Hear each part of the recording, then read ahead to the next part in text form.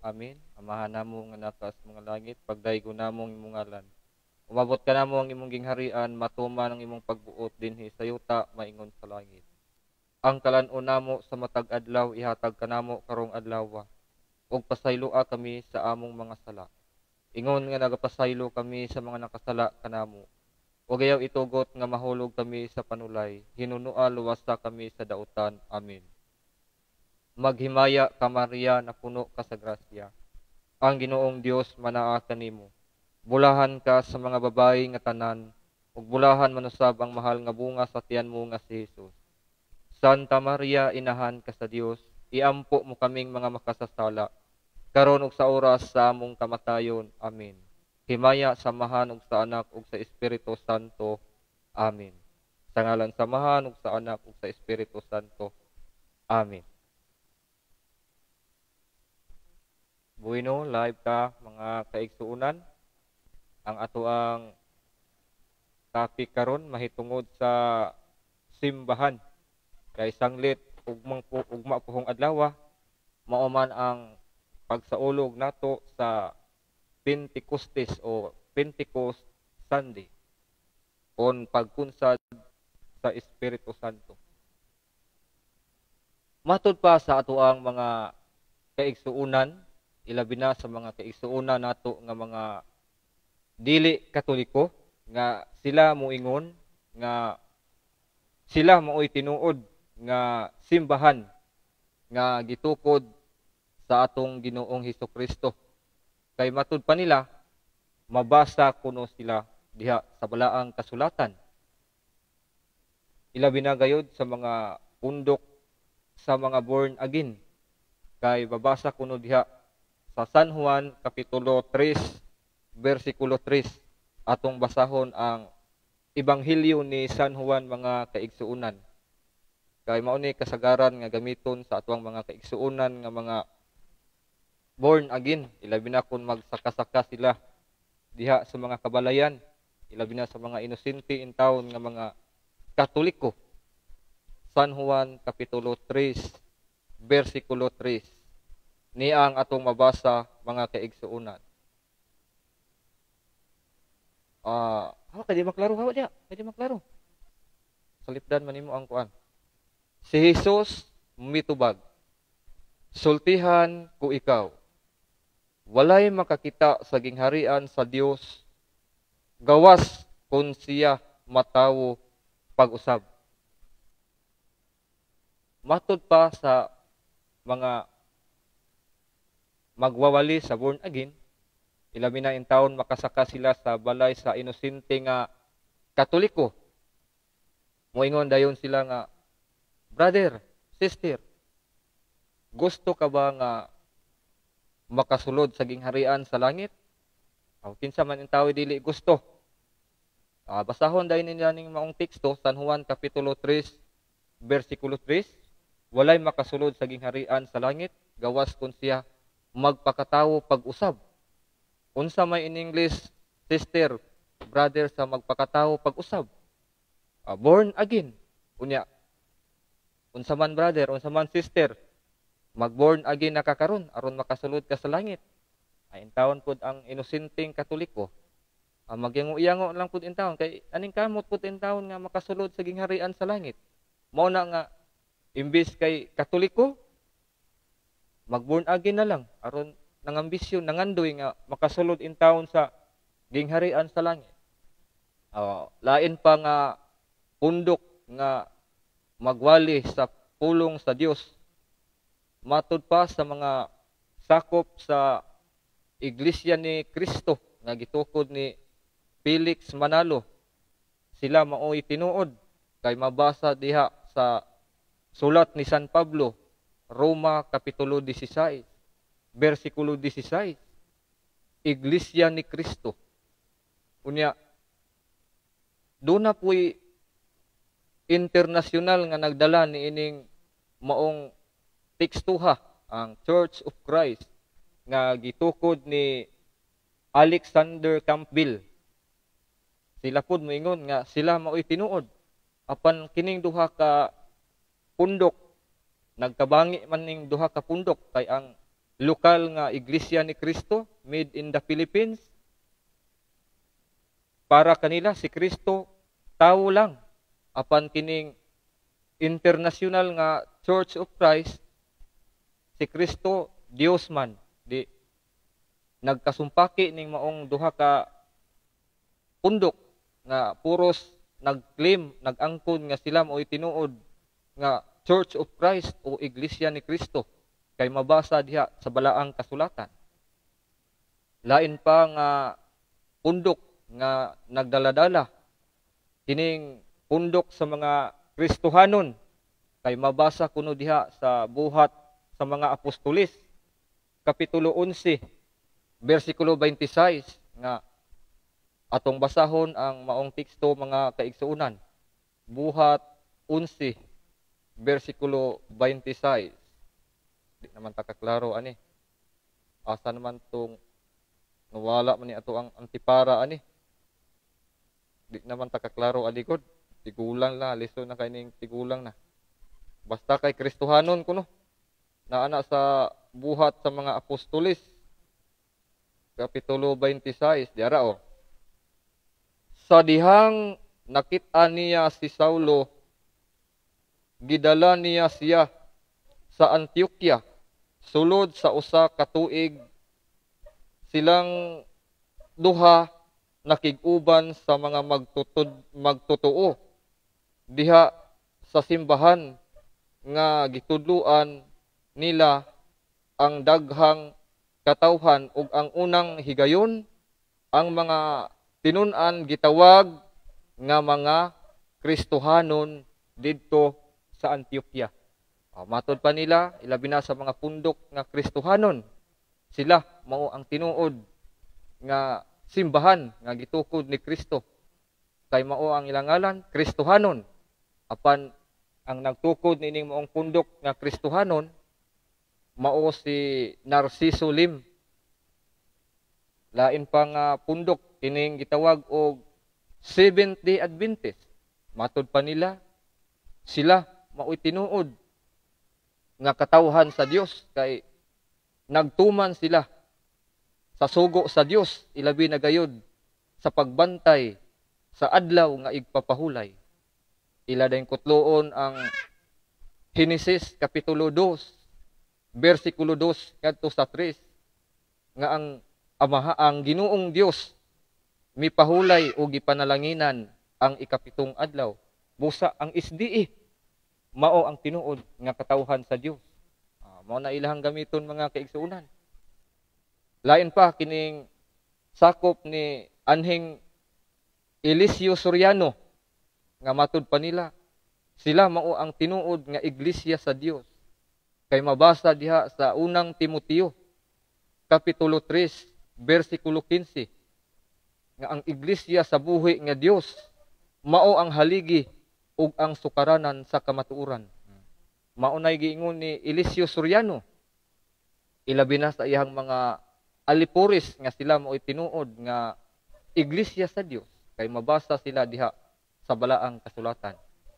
Kining mga teksto nga gigamit sa ato ang mga kaigsuunan nga mga dili Katoliko, wala may bikil ning maong teksto nga ilahang gigamit, ilahang gikutlo. Ang dunalay bikil ang ilaha lang pagsabot, kay ila lang kining gipa haom-haom sa ilahang pagtulunan mga kaigsuunan. Ato kining tubagon, ilabi na gayud nining ato ang programa pagsangyaw sa kamatuoran. Kay ang kamatuoran mao kini maghatag kanato og kagawasan. Ang ngayon natong hinumduman mga kaigsuunan nga si Ginoong Hesus nagpahimagno kanato matud pa diha sa Ebanghelyo ni San Mateo Kapitulo 24, versikulo 4 ngadto sa 5. Pagbantay kamo ug ayaw kamo palimbong kang bisan kinsa. Kay sa akong ngalan daghang tawo ang muanhi ug daghan unya ang malimbungan. 11, kay manungha ang mga mini nga mga propeta ug daghan ang malimbungan. 24, kay manungha ang mga mini nga mga propeta, maghimo sila dagkong mga katingalahan ug mga milagro aron sa pagpahisalaag sa mga pinili sa Dios kung mahimo pa. Mao ni katumanan sa pahimangno sa atong Ginoong Hesukristo nga daghang mga tawo nga muanhi nga magdaladala sa iyang ngalan ug daghan ang malimbungan. O usan na ini mao kining founder sa mga pundok nga tinukod og ordinaryong tawo nga nagdaladala sa ngalan ni Ginoong Hesukristo. Matud pa sa Ebanghelyo ni San Lucas, Kapitulo 24, versikulo 47, atong basahon mga kaigsuunan. San Lucas 24:47, atong basahon mga kaigsuunan. San Lucas 24:47. Kinahanglan nga isang nyaw pinaagi sa iyang ngalan ang mensahe mahitungod sa paghinulsol og sa pagpasaylo sa mga sala ngadto sa tanang mga nasod sugod sa Jerusalem. Asa nagsugod ang pagsangyaw sa mensahe sa Dios mahitungod sa pagpasaylo og sala? Nagsugod didto sa Jerusalem. Ang pangutana, kining mga pundok, kining 44,000 ngadto sa 50,000 ka mga pundok nga nag-claim nga sila mao'y tinuod nga simbahan nga gitukod ni Ginoong Hesus. Ang pangutana, asa man ni sila nagsugod? Dinhita sa mga pundok nga born again. Asa man ni sila nagsugod? Dito sa USA, dito sa Amerika. Busa, dili sila mao'y katumanan sa Ebanghelyo ni San Lucas, Kapitulo 24, versikulo 47. Ang Iglesia ni Cristo, nga gitukod ni Felix Manalo, asa manigikan? Sa Punta Santa Ana, Maynila, sa Pilipinas. Busa, dili gihapon ni mao ang katumanan sa giingon ni San Lucas nga ang mensahe sa Dios mahitungod sa pagsangyaw, mahitungod sa pagpasaylo og sala gikan nagsugod sa Jerusalem. Kining Church of Christ gikan sa Amerika. Kining Kristohanon gikan sa Pilipinas. Kining SDA gikan ni sa Amerika lang gihapon. Kining MCGI doon na po'y MCGI nga made in the Philippines. Kining ang dating daan nga gitukod ni Anhing Eliseo Soriano sa tuig 1980. Magulang lang nako ni og usa ka tuig. Doon na po'y Church of God International. Amo ni siyang gitawag ning MCGI kay giparehistro, gipamimbro sa Church of God International. Mo nang gitawag og MCGI. Asa gikan? Gikan sa Apalit, Pampanga. Gikan sa Amerika o giparehistro nga gikan pundok nga gikan sa Amerika. Busa dili ni sila mao'y katumanan sa Ebanghelyo ni San Lucas nga nagsugod didto sa Jerusalem. Walay lain nga simbahan nga gitukod sa atong Ginoong Hesukristo. Mao ang iglesia nga gitukod sa atong Ginoo, ang Iglesia Katolika, Apostolika Romana o Roman Catholic Church. Kay mapamatud-an pinaagi sa balaang kasulatan o sa mga referensya. Kung atong basahon ang Ebanghelyo ni San Mateo Kapitulo 16, versikulo 18, mabasa nato nga si Ginoong Hesus nagtukod kayod og usa lamang ka iglesia. Ug walay lain mao ang simbahang Katoliko. Asa gitukod? Didto sa Jerusalem. Niya moingon ra ba ni sila? Ingon mo brad, ngano nga gikan mo sa Jerusalem? Nya nganong gitawag man lagi mo og Romana? Dapat gikan unta mo Roma. Kay Romana god, abaday Romana nga gikag Jerusalem.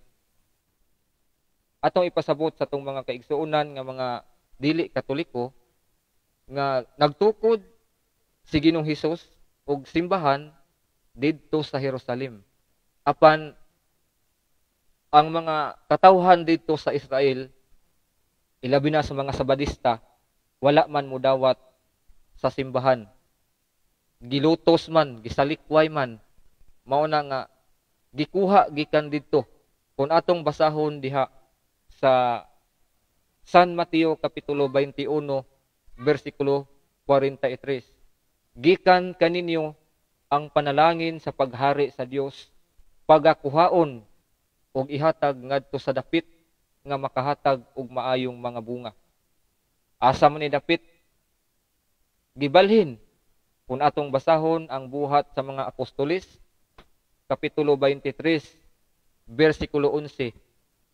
Mingon ang Dios, ingon nga nagasaksi ka kanako dinhi sa Jerusalem, musaksi ka usab kanako didto sa Roma.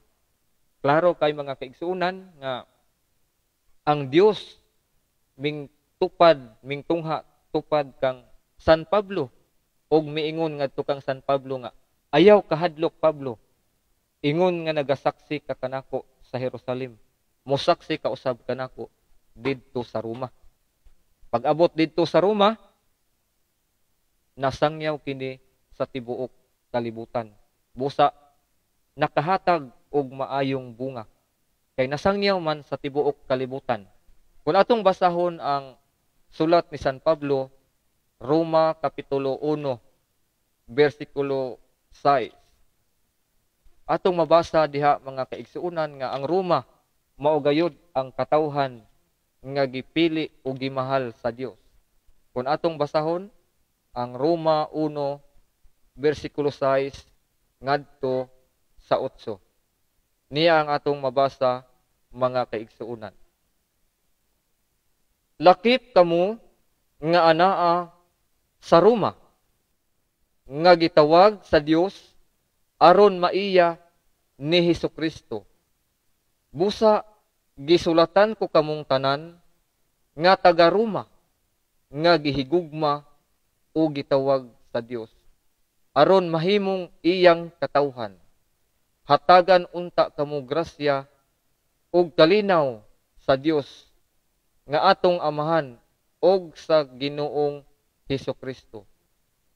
Una sa tanan, nagpasalamat ako sa Dios pinaagi kang Hesukristo alang kaninyong tanan kay nasangyaw sa tibuok kalibutan ang inyong pagtuo. Ang pangutana mga kaigsuonan, unsa may tinuuhan karon nga naa sa Roma? Walay lain. Katoliko, gikan sa pulong nga katahulos. Atong pangutanon ang atong mga kaigsuonan nga mga born again. Kinsa may ilahang kauban karon nga naa sa Roma? Atong pangutanon ang atong mga kaigsuonan nga mga iglesia ni Kristo. Roma 16:16, kinsa may inyong kauban karon nga naa didto sa Roma? Ang mga Kristohanon, kinsa may inyong kauban karon didto nga naa didto sa Roma? Ang mga MCGI, kinsa may inyong kauban karon nga anaa didto sa Roma?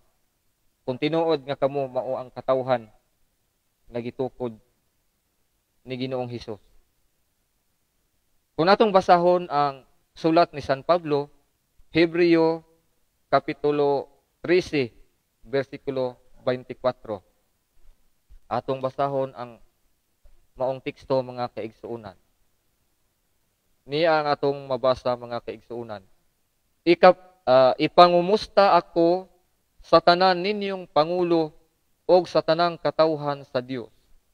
Nangumusta kaninyo ang kaigsuonan sa Italia. Kinsa may inyong kauban karon nga inyong pangulo nga tua didto sa Italya. Nya kaning Italya asa man didapit nasakop didto sa Roma. Karon ang pangutana, kinsa may inyong pangulo karon nga atua didto sa Roma? Wala sila ikatudlo. Pero kitang mga Katoliko, aduna gyud tay ikatudlo. Kinsa man?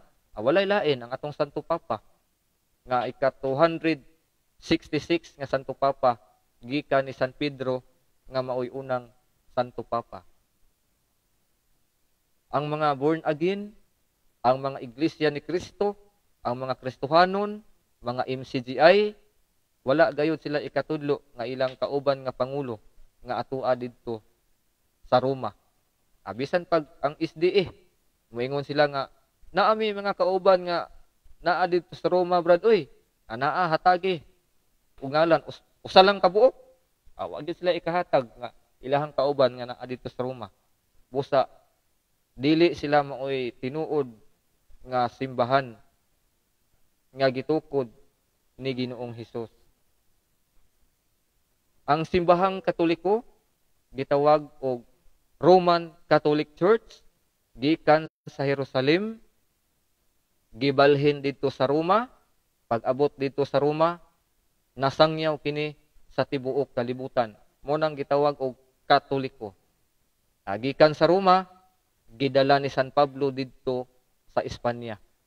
Wala may mabasa diha sa Biblia, brad, nga ming-adto si San Pablo og Espanya. Oy, walang mo tingali tug-ani sa inyong pastor. Wa mo tug-ani sa inyong mga ministro. Basahan ninyo ang Roma Kapitulo 15, versikulo 23, kama 28, nga si San Pablo moadto gayud og Espanya. Imposible og wa gyud na kaadto si San Pablo og Espanya. Nga miingon man San Pablo nga moadto siya og Espanya. Gikan sa Espanya, gidala sa Pilipinas. Tuig Marso 16, 1521. Nga ang Katoliko sa Pilipinas nagsaulog na sa ika-500 katuig isip Kristiyanos dinhi sa Pilipinas. Ug niya ng tuig Marso 16, 1521, wala pa gayoy born again, wala pa'y protestante nga tinuuhan nga ming butho dinhi sa Pilipinas. Katoliko nang daan ang Pilipinas. Wa pa matawo si Ellen Goldwhite. Wa pa matawo si Felix Manalo. Wa pa matawo si Alexander Campbell. Wa pa matawo si Narciso Lim. Katoliko nang daan ang Pilipinas. Ugma, Pentecost Sunday, magsaulog ang simbahan sa tibuok kalibutan sa ika-1988. O karong umaabot nga tuig 2033 o 2033, magsaulog ang simbahan nga Katoliko sa tibuok Pilipinas sa ika-2000 ka tuig. Unya, kung atong basahon ang The New Book of Knowledge Encyclopedia, Volume 16, page 287, the history of Roman Catholic Church is begun in an upper room in Jerusalem, almost 2,000 years ago. Atong basahon ang balaang kasulatan diha sa buhat sa mga apostoles, mga kaigsuunan. Mabasa ba nato kining gihisgutan diha sa The New Book of Knowledge Encyclopedia, Volume 16, page 287, nga the history of the Roman Catholic Church is begun in an upper room in Jerusalem. Atong basahon, mga kaigsuunan, ang buhat sa mga apostoles, Kapitulo 1, versikulo 12 ngadto sa 15. Unya ang mga apostoles namalik sa Jerusalem gikan sa bungtod sa mga olibo nga may gilayon nga usa ka kilometro gikan sa syudad. misulod sila sa Jerusalem ug misaka sa lawak sa itaas nga ilang giabutan. Sila si Pedro, si Juan, si Santiago, si Andres, si Felipe, si Tomas, si Bartolome, si Mateo, si Santiago nga anak ni Alpeo, si Simon nga patriota, ug si Judas nga anak ni Santiago. Nagtigom kanunay aron magampo uban usab kanila ang mga babayi ug si Maria nga inahan ni Hesus ug ang iyang mga igsuon nga lalaki. Usa ka adlaw ni ana samtang nagtigom ang 120 ka mga magtotoo, mitindog si Pedro, mga kaigsuunan. Klaro kaayo mga kaigsuunan nga ang mga apostolis, mga sakop sa Roman Catholic Church. Kay nagkatugma, wala gayon nagkasumpaki ang balaang kasulatan ug ang mga referensya mga kaigsuunan. Matud pa diha sa The Living Bible, Job chapter 8 verse 8. Read the books of history and see. Kinahanglan di ay mga kaigsuunan nga mubasa kita og mga kasaysayan. Unya, ang kasaysayan ug ang balaang kasulatan nagkatugma man. Busa walay lalis mga kaigsuunan nga ang mga apostolis, mga sakop sila sa Roman Catholic Church. The New Book of Knowledge Encyclopedia, Volume 16, page 287, og ang buhat sa mga apostolis, Kapitulo 1, versikulo 12, ngadto sa 15. Haom kayo mga kaigsuunan. Dili sama sa mga pundok nga tinukod lang og ordinaryong tawo nga taman lang sila sa pag-angkon apan dili sila makapamatuod mga kaigsuunan. Pwede ka mo angkon bisan pag angkono nimo ang Pilipinas nga imuha ng Pilipinas apan pamatud-i nga ikaw mo itag-iya sa Pilipinas. Sa samang paagi mga kaigsuunan, pwede nato angkonon nga kami mo itinuod nga simbahan nga gitukod ni Kristo. Apan ang dakong problema mga kaigsuunan mao ang pagpamatuod. Maliso pa nimo'y buko sa kawayan apan ang pagpamatuod ni anang bakak nga mga pundok dili gayud na nila kaya nga mapamatud-an mga kaigsuunan. Dinhi lang kita kutob hangtod sa sunod higayon. Daghang salamat.